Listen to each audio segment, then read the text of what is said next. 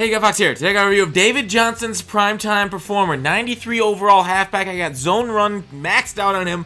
Let's go through the stats here first. 90 speed, 90 acceleration, 92 agility, 88 carrying, 75 catching. They always do the running back catching really weird. It's always way too low for running backs. For some reason, I don't know what they're doing. Like, they're like, can they not catch the ball? Like, these are like, they think they're like fullbacks out there. So even like Kamara, this card, Bell, it's always so strange to me why they do running back catching so poorly. It's like they don't pay attention, or they don't.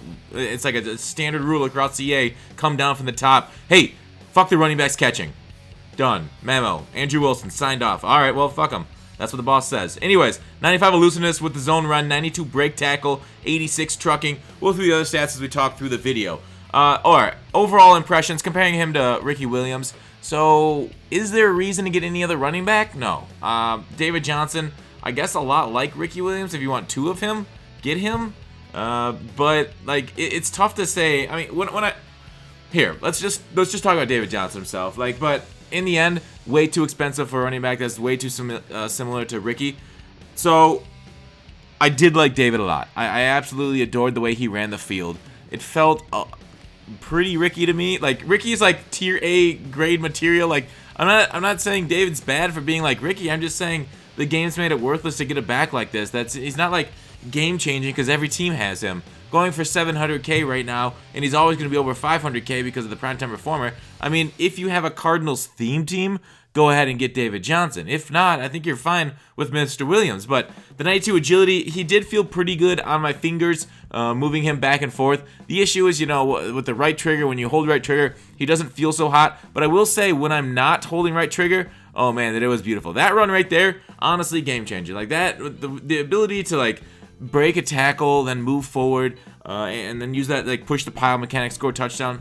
Gorgeous. I did absolutely love this card. One of my favorite running backs of the year to use. His break tackle, I think that's a very amazing stat this year. I like that they added it. It like basically tells us why we break tackles. I think it's comboed with elusiveness and trucking to actually break the tackles, but like the way he's able to shed the first defender is pretty nice. The problem is, like, oftentimes you'll run into two defenders at once. Or like the first defender, you'll take a second as you naturally shed him, and the second guy will come and get you. But the spins, gorgeous.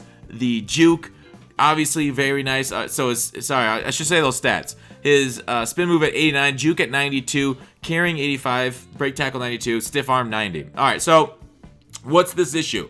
Why would I say don't get David Johnson? What's his big downside? The 85 carrying is an absolute killer. I fumbled with this card far too many times. For like the strip button, which is OP, which EA for some reason they've gotten feedback because they've nerfed it. They've nerfed the strip button a couple years in a row now. In this last patch, it is still overpowered. There are games where I will fumble 3 times, and it is absolutely disgusting that I need to fumble 3 times in this game, and that they can't fix it. And like maybe I'm running too often, or I gotta hold the right bumper more. But it feels like I don't see that many fumbles in the NFL on a game-to-game basis. But 3 fumbles a game, like, pretty frequently. I would average over 1 a game, I think. There's some games where I feel like I'm doing well. I don't fumble at all. Those are amazing. But like I feel like, especially the running back fumbles are too much. Like, because when you look at the NFL stats, like a running back that fumbles a ton, like an absolute butt ton, is like 5 a season, right? How much was Adrian Peterson fumbling in his prime? I must look it up. But normally a running back fumbles like once a season. It just happens too often here. So I do believe in the carrying stat this year, especially those fumbles, the punch out from behind, all broken.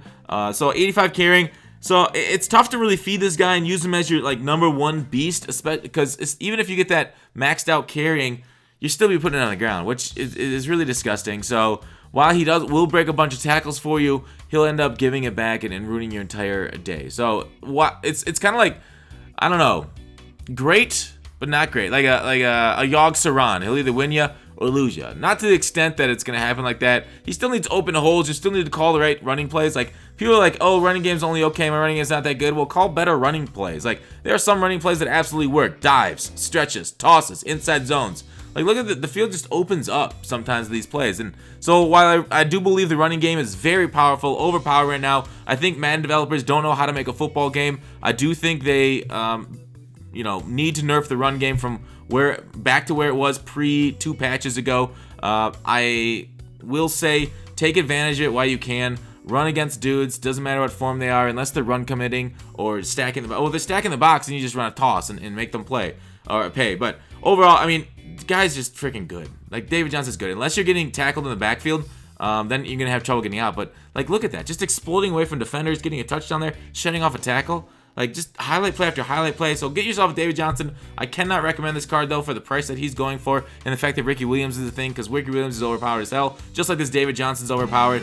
So out of 10, I don't know if I want to rate him. I guess like a 7 because he's too expensive. But, like, without the price, like 9.5. Thanks for watching Call to Action. I'll see you tomorrow.